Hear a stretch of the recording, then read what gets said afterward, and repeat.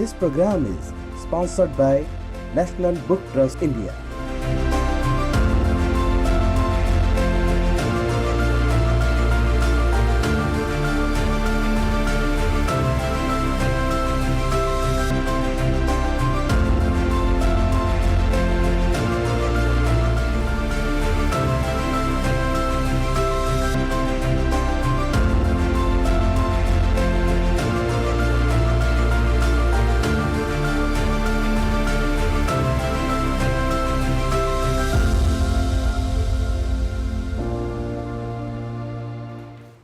आदाब, नमस्कार नाजरीन।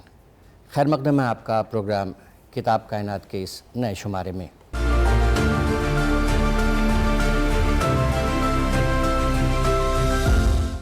आज जिस किताब पर हम गुफ्तगू करेंगे उस किताब का उन्वान है हिंदुस्तानी तहज़ीब का मुसलमानों पर असर। डॉक्टर मोहम्मद उमर की ये किताब है। दर हकीकत ये उनका रिसर्च का थेसिस है जो कि किताब की शक्ल में है। इस किताब पर गुफ्तगू करने के लिए हमारे साथ मौजूद हैं जनाब खुर्शीद अकरम साहब। आपका बहुत बहुत खैर मक़दम है हमारे इस प्रोग्राम में। तो गुफ्तगू की शुरुआत इस बात से करते हैं सर कि इस किताब के मुतालिक आपका पहला तासुर क्या है? ये किताब जो है डॉक्टर मोहम्मद उमर ने 1975 में पहली बार ये किताब छपी थी। जी जी। और इससे पहले डॉक्टर ताराचंद ने बहुत मशहूर हिस्टोरियन हैं जी, और उन्होंने 1922 में उनकी किताब छपी थी अंग्रेज़ी में। उसका उन्वान था influence of Islam on Indian culture. अच्छा। तो ये यानी इस्लाम के असरात हिंदुस्तानी कल्चर पे क्या पड़े, तो उससे ही एक तरह से क्यों लेकर के इन्होंने ये किताब लिखी जिसमें हिंदुस्तानी तहज़ीब का मुसलमानों पर जो असर पड़ा है वो है। और ये बहुत तवील ज़ख़ीम किताब हो गई। ये इस वक्त तकरीबन 400 सफ़े की किताब है। इसमें इन्होंने सैकड़ों किताबों के हवाले दिए हैं। तो ये और ये बहुत अहम है। यानी ये दोनों किताबें मैं समझता हूँ कि ये दोनों किताबें डॉक्टर ताराचंद की किताब और ये किताब मोहम्मद उमर की, ये दोनों किताबें ऐसी हैं कि हिंदुस्तान के हर घर को, हर शख्स को पढ़नी चाहिए ताकि वो समझ सके कि इस मुल्क में हिंदू और मुसलमान के ताल्लुकात और रिश्ते कैसे रहे हैं। मैं आपको बताऊं कि एक दोहा है, मुझे इस वक्त पूरा दोहा अपनी असली शक्ल में याद नहीं है, मगर बुनियादी बात इसकी है कि हिंदू और मुसलमान इस मुल्क में दो आँखों की तरह हैं। जी जी। दो हैं तो अलग अलग लेकिन देखती एक ही हैं। जी। ये किसी सूफ़ी शायर ने कहा था। तो ये हिंदुस्तान में मतलब जो हिंदुस्तान में मुसलमान अपने इस्लामी तहज़ीब के साथ में आए, बाहर से आए थे। वो पहले वो फ़ातेह की तरह, हमलावर की तरह, फ़ातेह की तरह आए, फिर वो सेटल हो गए यहाँ आकर के। महमूद गज़नवी के बाद सेटल हो गए। तो गज़नवियों के ने ही अपने ज़माने में ये बात सबसे पहले महसूस कर ली थी कि उन्हें यहाँ रहना है। तो यहाँ के आवाम के साथ में, यहाँ के रियाया के साथ में उनको मिलजुल के रहना होगा। और मिलजुल के रहने में जो सबसे ये ताराचंद ने भी लिखा है कि मिलजुल के रहने का सबसे पहला अमल ही यही है कि दोनों के मजाजों में हम आहंगी हो जाए, दोनों एक दूसरे को अपने अपने असरात दें और कबूल करें। तो इस तरह से गोया कि हिंदुस्तानी इस्लामी असरात ने हिंदू तहज़ीब पे अपना असर डाला और हिंदू तहज़ीब ने मुसलमानों पे अपने असरात डाले। उन मुसलमानों पर भी जो फ़ातेह कौम की तरह हिंदुस्तान में आए थे, वो तुर्क थे, मुग़ल थे, और उन मुसलमानों पर भी जो हिंदुस्तानी नस्ल थे लेकिन उन्होंने यहाँ पे सूफिया के ज़ेर असर इस्लाम कबूल किया था। अब ये एक बहुत बड़ी तारीख़ है कि इतनी बड़ी तादाद में हिंदुस्तान में मुसलमान सूफिया क्यों कैसे। किताब की शुरुआत ही इस बात से हुई है जी। तारीख़ मतलब एक सिलसिलेवार तरीक़े से इन्होंने इस चीज़ को इसमें रखा है जी कि कैसे मुसलमानों की आमद हुई और उसके बाद संतों और सूफिया इकराम का कितना बड़ा किरदार रहा इन मतलब हिंदू मुसलमान इनकी हम-आहंगी में। जी। तो ये असरात के मुतालिक आप बात कर रहे हैं। जी। मतलब ये देखिए कि महमूद गज़नवी के साथ में ही शेख अली हजवेरी आए थे हिंदुस्तान, मतलब उस वक्त के हिंदुस्तान में, अब लाहौर में है उनका। तो वो लाहौर में ही रह गए और वहीं से उन्होंने फिर तबलीग का काम किया। और तो सूफियाना फिर बाद में ख्वाजा हज़रत नामुद्दीन ख्वाजा हज़रत ख्वाजा मोइनुद्दीन चिश्ती और फिर हज़रत ख्वाजा बख्तियार काकी जी। और निज़ामुद्दीन औलिया और बाबा फरीद गंजशकर, और मतलब एक पूरा सिलसिला है सूफिया का जो हिंदुस्तान है। देखिए असल में ये बात हुई कि इनको इन्होंने हिंदुस्तान आने के बाद में ये बात जो हिंदू माशरा चूँकि ज़ात पात के निज़ाम में पर बटा हुआ था, तो वो जो निचला तबका था उसको इस्लाम में ये दिलचस्पी पैदा हुई कि वो मसावात की बात करता है, वो एक खुदा की बात करता है, खुदा और बंदे के दरमियान में किसी और को मतलब जिस तरह से उस निज़ाम में हिंदू निज़ाम में कि भाई ब्राह्मण के ज़रिए ही आप मोक्ष हासिल कर सकते हैं, सब कुछ करना पड़ेगा, वो नहीं था। तो उसने बड़ा असर डाला और इस तरह से हुआ। अब ये उससे एक ज़बान भी पनपी और तहज़ीब भी नहीं पैदा हुई। जी, रीति रिवाज एक बाब है इसका, जी। जिसमें है कि कैसे रीति रिवाजों का भी एक सिलसिला है कि दोनों मज़ाहिब के लोग हिंदुस्तानी रीति रिवाज को भी मुसलमानों ने अपनाया। असल बात यह है कि यानी ये तो समाजी असरात तो इतने ज़्यादा हैं, तहज़ीबी जिसको कहते हैं, वो इतने ज़्यादा हैं कि हमारे अब हिंदुस्तानी मुसलमानों के यहाँ मरने से लेकर जीने से लेकर के पैदाइश से लेकर के मौत तक वो जितनी भी रस्में हैं ये सब हिंदू तहज़ीब से ही आई हैं। जी। अब मिसाल के तौर पे बच्चे की पैदाइश से पहले तरह तरह का होता है वो मतलब जिसको कहते हैं कि भाई बच्चे की पैदाइश के वक्त में कुछ रस्में होती हैं, और वो सब चीज़ें जो हैं मुझे मैं एक करके तफसील बताना शुरू करूँ तो बहुत बात तवील हो जाएगी। मतलब ये है कि मरने, अब मिसाल के तौर पे मरने में हमारे यहाँ जो है अब तीजा होता है, 10वां होता है, 20वां होता है, 40वां होता है, बरसी होती है। अब जाहिर है कि ये इस्लामी तहज़ीब में नहीं है, ये हिंदुस्तानी खालिसतन हिंदुस्तानी तहज़ीब का हिस्सा है और ये हिंदू तहज़ीब से ही हमारे मुसलमानों के यहाँ आया। इस्लाम यानी मुस्लिम तहज़ीब में ये चीज़ शामिल हुई है। तो मतलब ये सारी चीज़ें जो हैं वो चूँकि एक तो दो बातें हैं, मुसलमान जो यहाँ मतलब जिन्होंने तब्दीली मज़हब की, एक तो ये है कि वो ज़ाहिर असलन वो हिंदू ही थे, वो भी पूरा तफसील से इस किताब में खूब बयान किया है इन्होंने किस तरह से कि भाई इनमें ये चूँकि एक तबका वो था, बहुत बड़ा तबका वो था जो यहीं के बाशिंदे थे और उन्होंने इस्लाम कबूल किया था। तो जब उन्होंने इस्लाम कबूल किया, मज़हब कबूल किया ना, अपनी रस्म और रिवाज उनको तो नहीं छोड़ सकते, तो वो उनको साथ लेकर के आए। दूसरे ये है कि जो बाहर से जो मुसलमान आए थे, जो दरबारों में थे, उमरा थे, उन्होंने भी जो तहज़ीबी रंगारंगी है, देखिए इसमें एक बड़े मज़े की बात है कि तहज़ीबी रंगारंगी भी एक चीज़ है। जाहिर है कि ये तहज़ीबी रंगारंगी उन इस्लामी ममालिक में नहीं थी, इस्लामिक कल्चर में नहीं थी, जो इन्होंने इसको तफसील भी लिखा है। इसमें मेलों ठेलों और जी। तो अब ये खालिसतन हिंदुस्तानी चीज़ थी। तो वो सब तहज़ीबें जो है पालकी और पालना, ये सब चीज़ें जो हैं हिंदुस्तानी हैं, और हिंदुस्तानी तहज़ीब इस तरह से मुसलमानों की ज़िंदगियों पर भी, उनके ज़िंदगी नहीं मतलब उनकी ज़िंदगी उनके कल्चर का हिस्सा है।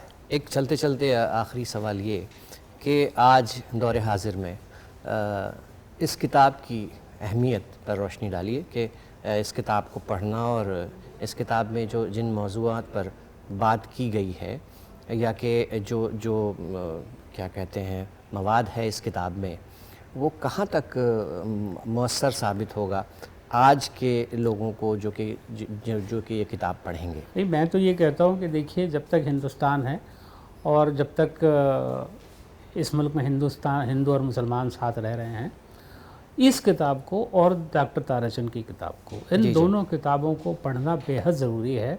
क्योंकि मैं पहले भी कह चुका हूँ कि न सिर्फ ये कि आपको हकीकत को जानना होता है, बल्कि हकीकत को पूरा जानना होता है और उसके पीछे उसके असबाब को समझना होता है और उसके तनाजुर को समझना होता है। ये किताबें, दोनों किताबें, डॉक्टर ताराचंद की किताब अंग्रेज़ी में है और दस्तयाब है इस वक्त, कहीं भी आप ले सकते हैं। ये दोनों किताबें मेरे एक दूसरे का तकमिला हैं, और जिस हिंदू और मुसलमान ने, इस मुल्क के जिस शहरी ने इन दोनों किताबों को पढ़ ली, समझिए कि उसने इस मुल्क की खिदमत की है एक तरह से, क्योंकि उसका जहन साफ़ हो जाता है और एक दूसरे के लिए जो दिलों में मोहब्बत बढ़ती है बजाय इसके, यानी हम ये जान पाते हैं कि किस तरह से कौमें और तहजीबें एक दूसरे पर असरअंदाज होती हैं और एक दूसरे से असर कबूल करती हैं। जी, बहुत बहुत शुक्रिया जनाब खुर्शीद अकरम साहब, आप आए और आपने इस किताब के मुतालिक बड़ी अहम और अदबी गुफ्तगू हुई हमारे आपके दरमियान। तो नाज़रीन, ये था अब इस प्रोग्राम का पहला हिस्सा जिसमें हम किताब हिंदुस्तानी तहज़ीब का मुसलमानों पर असर, इस किताब पर हम गुफ्तगू कर रहे थे। और इस हिस्से के बाद हम अब चलते हैं दूसरे हिस्से की जानिब, जहां हम एक हिंदी किताब पर गुफ्तगू करेंगे।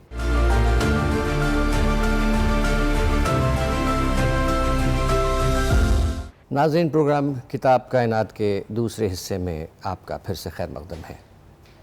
जैसा कि आप जानते हैं, इस हिस्से में हम एक हिंदी किताब पर गुफ्तगू करते हैं और आज जिस हिंदी किताब पर हम गुफ्तगू करेंगे उसका नाम है रामधारी सिंह दिनकर, मन्यु और माधुर्य का संगम। और इस किताब पर गुफ्तगू करने के लिए हमारे दरमियान हैं डॉक्टर पूनम सिंह। आप असिस्टेंट प्रोफेसर हैं हिंदी की। बहुत बहुत खैर मक़दम है आपका मैडम हमारे इस प्रोग्राम में। तहे दिल से आपका शुक्रिया। शुरुआत इस बात से कि ये जो किताब है रामधारी सिंह दिनकर, मन्यु और माधुर्य का संगम, इसके मुतालिक इसकी अहमियत यानी इसके महत्व और इसमें जो मवाद है, इसमें जो सामग्री है, उसकी अहमियत पर रोशनी डाली है। बहुत वाजिब आपने फरमाया। और दिनकर पे किताबें वैसे भी कम हैं, लेकिन उनके व्यक्तित्व को लेकर के और उनके साहित्यिक आलोक को लेकर के सिलसिलेवार तरीके से जैसा लिखा जाना चाहिए था वैसी चीज़ें नहीं थीं। अच्छा। तो ये सबसे पहले तो ये किताब जो है मन्यु से माधुर्य की यात्रा है। जी। रामधारी सिंह दिनकर राष्ट्र कवि हैं, सभी जानते हैं। और उनकी कविता ओज की कविता है, ये भी हम जानते हैं। लेकिन जो मन्यु है, मन्यु को बहुत खूबसूरती से उनके व्यक्तित्व का एक अहम हिस्सा मान करके इसमें परिभाषित किया गया है। बहुत अच्छे तरीके से लेखक ने इसको लिखा है। मन्यु का अर्थ होता है सात्विक क्रोध। और जाहिर सी बात है कि रामधारी सिंह दिनकर का जो पूरा रचना काल है लगभग 50 से 55 सालों का रहा है और वो 1911 में पैदा होते हैं। तो कविता की एक लंबी विकास यात्रा के बीच में, जिसमें जो है स्वाधीनता आंदोलन के भी तमाम पड़ाव आते हैं, और उसमें एक जो है सेनानी की तरह से दिनकर जी लगातार आते हैं और उन्होंने कविता के शब्द जो है जीवन से कमाए हैं, उन संघर्षों से कमाए हैं जिस दौर को वो जी रहे थे।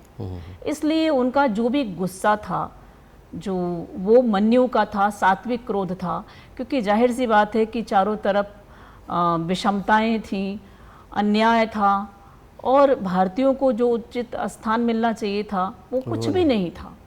तो एक दुख, एक दर्द, एक संघर्ष जो उनके जीवन में भी था, विपन्नता भी उनके जीवन में थी, पिता के न रहने के नाते भी उनका जीवन बहुत मुश्किल था। तो एक तो राष्ट्रीय स्वाधीनता संघर्ष का संघर्ष और उसके समानांतर उनके जीवन की अपनी कठिनाइयाँ, ये दोनों मिल करके जो है दिनकर को गढ़ते हैं। उनकी कविताओं में जैसा कि है कि सवाल भी है, क्रोध भी है और प्रश्न सामने, व्यवस्था से प्रश्न भी है और एक तरह से जन जागरण भी की भी बात की गई है। बार बार भारतवासियों को इस बात का एहसास दिलाना कि देखो कौन ज़िम्मेदार है तुम्हारे पिछड़ेपन का, या कि कौन किसके कारण तुम ग़ुलाम हो, या कि तुम्हारी ये दशा हो गई है। ये बातें भी एक तरह से समाज को जगाने का काम भी दिनकर की कविताओं में देखने को मिलता है। बहुत आप अच्छा, क्या कहती हैं? बहुत अच्छा आपने प्रश्न किया। और जो है इसमें सबसे बड़ी बात यह है कि एक आरोप का उत्तर भी दिया है जी सुधांशु रंजन जी ने। सुधांशु रंजन जी ने लिखा है इसमें कि उनके ऊपर सत्ता से करीबी रहने का बड़ा जो है आरोप लगा। उनके समकालीन उन्होंने बहुत लगाया। तो उन्होंने इस चीज़ को बहुत अच्छे तरीके से ये इस तरह से लिखा है कि वो सत्ता के करीब रहते हुए सत्ता के हर बात का वो जो है उन्होंने वो नहीं किया, उसका समर्थन नहीं किया। सत्ता में रह करके सत्ता में जो विरोध करने की जो क्षमता होनी चाहिए, जो जहाँ पे वो कर सकते थे वहाँ पे उन्होंने किया। रेणुका में भी जो है, बल्कि ये बात आई कि रेणुका की जो कविताएं हैं वो सरकार विरोधी हैं, बल्कि उनके समकालीनों ने जो है इसकी शिकायत भी की और उसकी वजह से ये तलब भी बेचारे हुए। तो वो जो है बात जब मुकदमे तक पहुंची तो फिर अंग्रेज़ जो जज थे उनके सामने खड़े होकर उन्होंने कहा कि राष्ट्र प्रेम कोई देशद्रोह नहीं है, मतलब कोई बहुत बड़ा अपराध नहीं है। और अंग्रेज़ ऑफिसर को भी मानना पड़ा कि हाँ ये बात सच है कि राष्ट्र प्रेम को कोई अपराध नहीं माना जा सकता है। तो मेरा कहने का मतलब ये है कि जिन सत्ता की करीबियों की बातें कही जाती हैं, दरअसल वो राजनीतिक गतिविधियों में बहुत ज़्यादा लिप्त रहे। ये बात भी बिल्कुल सच है कि वो स्वतंत्रता संग्राम सेनानी के तौर पे भी हम उनको देख सकते हैं, एक राजनीतिक युवा का चरित्र भी हम उसमें बनते हुए देख सकते हैं। तो एक तरह से देखा जाए तो दिनकर का जो चरित्र है वो कई आयामों को लेकर के बनता है और ये किताब मुकम्मल तरीके से उसकी बात करता है। कवि दिनकर की शब्दावलियाँ जो कभी हुंकार भरती थीं और या कि उनकी सौंदर्य की कविताएं, तो ये एक विशाल फलक दिखता है उस कवि विशेष का, दिनकर का, कि जिनके पास इतने ज़्यादा क्या कहते हैं इमोशंस को एक जगह करने का, ये उनकी शब्दावलियाँ ही हैं। किस तरह से बदली उन्होंने और कितना कुछ उनके भीतर था एक रचनाकार की हैसियत से। आप क्या कहती हैं इस विषय में? बिल्कुल, बहुत जो है आपने बहुत अच्छी बात की तरफ हमारा ध्यान आकृष्ट किया। देखिए, सबसे बड़ी बात होती है कि किसी रचनाकार का लंबे समय तक जो है समकालीन बने रहना, जी जी। ये बहुत बड़ी बात है। दिनकर लगातार समकालीन बने रहे, उनकी अहमियत कभी कम नहीं हुई। तो जो है जाहिर सी बात है कि उनकी संवेदनाओं का लगातार विस्तार होता गया जी। है ना। उसमें तरह तरह के जो है भावों संवेदनाओं के जो है अंतराएं दिखती हैं, छटा दिखती है। तो इस वजह से आप एक वैरायटी मिलेगी आपको जो है दिनकर की कविता में। जहाँ नाद का सौंदर्य है वहाँ शब्दों का भी सौंदर्य है, जहाँ वहाँ रूप का भी सौंदर्य है, वहाँ रूप के गंध का भी सौंदर्य है। तो एक तरह से अगर हम देखें तो दिनकर ने लगातार अपनी न केवल रचना यात्रा में एक नयापन गढ़ा है, अपनी भाषा और संवेदना में भी अलग अलग सोपान भी गढ़े हैं। बिल्कुल। तो ये एक जो है एक उनकी एक बहुत विस्तृत काव्य दृष्टि थी, एक विस्तृत रचना प्रक्रिया थी जिसमें वो लगातार वो डूबते रहे हैं। इस किताब में एक बहुत अच्छे तरीके से उनके व्यक्तित्व के बारे में भी लिखा है कि जो है वो बहुत घनघोर परिश्रमी व्यक्ति थे। उनका वो नियमित रूप से लिखना जो है, सुबह उठ करके लगातार लिखते रहना, बल्कि वो जब वो राजनीति में आए तो उनके पास समय का अभाव होते हुए भी, बड़े बड़े पदों पे होते हुए भी उन्होंने रचना और अपना रचना प्रक्रिया और उसके साथ जो उनका एक रूटीन था उसको कभी नहीं छोड़ा। मैडम, एनबीटी इंडिया की ये कोशिश, सुधांशु रंजन जी की इस कोशिश के विषय में आप क्या कहना चाहेंगी कि ये किताब कितनी ज़्यादा सफल है, या कि और भी कुछ चीज़ें इसमें शामिल की जानी चाहिए थी? इस पर भी अपने विचार दीजिए। सुधांशु जी ने इस किताब को बहुत मुकम्मल तरीके से लिखा है। अच्छा। ये कहने के लिए एक पतली सी किताब है, लेकिन इस आप कह सकते हैं हर लाइन इसमें एक सूत्र वाक्य की तरह है। और सबसे बड़ी बात यह है कि दिनकर जैसा प्रखर व्यक्तित्व, जैसा उनका रामधारी सिंह दिनकर जैसा नाम था कि कोई भी बादल उनके आलोक को ढक नहीं सकता था। वो उदित ही रहते थे अपने प्रकाश से, अपने प्रभाव से सबको आच्छन्न कर लेने वाले जो थे। वो उनका जो तखल्लुस है वो पूरी तरह से इनके व्यक्तित्व को पूता उम्र जो है उसको लेकर के चलता है। सुधांशु रंजन जी ने इनके दिनकर स्वभाव को पूरी तरह से इसमें लिखा है। सबसे बड़ी बात है कि जो है बड़े आहत रहे, जो इनका मानवीय पक्ष है, ख़ास तौर से जिससे हम बहुत कम रूबरू हो पाते हैं। तो एक तरह से देखा जाए तो एक सभी कुछ इसमें बिल्कुल समेट लेने की कोशिश की गई है सुधांशु रंजन एक जी ऐसा द्वारा। आईना जिसमें हम पूरे के पूरे 50 सालों के रचना प्रक्रिया का पूरा एक हम देख पाते हैं। हाँ, जायज़ा ले सकते हैं। तो ये बहुत मुकम्मल किताब है, बल्कि इस किताब पे केवल हमसे ही चर्चा नहीं होनी चाहिए थी, बल्कि ग्रुप डिस्कशन होना चाहिए था। ये इतनी अहम किताब है। बहुत बहुत शुक्रिया मैडम, आप हमारे इस प्रोग्राम में तशरीफ़ लाई और इतनी दिलचस्प और ज्ञानपरक बातें दिनकर जी के हवाले से हमारे और आपके बीच हुई।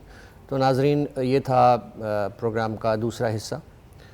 अब हम चलते हैं प्रोग्राम के तीसरे हिस्से की जानिब, जिसमें हम मशहूर शायर मखदूम मोहिउद्दीन की हयात और कारनामों के बारे में जानेंगे।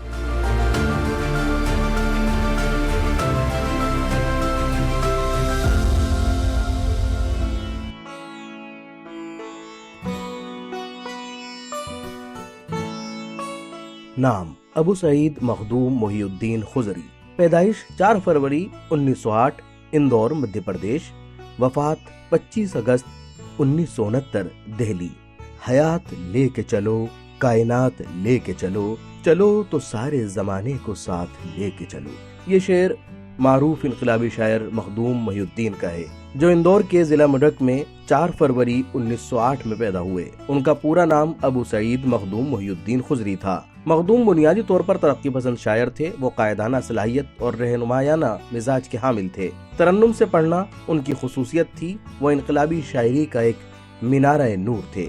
मखदूम जब 4 साल के थे तो उनके वालिद मखदूम गौस मोहिउद्दीन का इंतकाल हो गया और वो अपने चचा बशीरुद्दीन के ज़ेर साया आ गए। उनके चचा का मुलाजमत के सिलसिले में मुख्तलिफ शहरों में तबादला होता रहता था, जिसकी वजह से मखदूम की तालीम मुसलसल ना हो सकी। उन्होंने 1934 में जामिया उस्मानिया से BA की डिग्री ली और फिर 1936 में यहीं से MA की डिग्री ली, जिसके बाद उनका तकर्रुर सिटी कॉलेज में बहैसियत लेक्चरर के हो गया। मखदूम की सबसे पहली नज्म पीला दोशाला है। उनके दोस्त का दोशाला गुम हो गया था, जिस पर उन्होंने ये नज्म लिखी, जो दरअसल एक पैरोडी है। ये नज्म इस कदर मकबूल हुई कि नवाब हैदराबाद दक्कन ने खुद इस नज्म को सुना और पसंद फरमाया। 1934 में मखदूम कम्युनिस्ट पार्टी से मुंसलिक हो गए और सिटी कॉलेज की मुलाजमत से इस्तीफा दे दिया। मखदूम की जिंदगी बहुत मसाइल से गुजरी और वो एक पक्के और सच्चे कम्युनिस्ट थे और रासिकुल अकीदा मुसलमान थे। 1952 में जब कम्युनिस्ट पार्टी से पाबंदी उठा ली गई तो मखदूम की सरगर्मियां भी बढ़ गईं। वो कई पार्टियों से मुंसलिक हो गए और तरक्की पसंद शायरी के इर्तिका के लिए संजीदगी से काम करने लगे।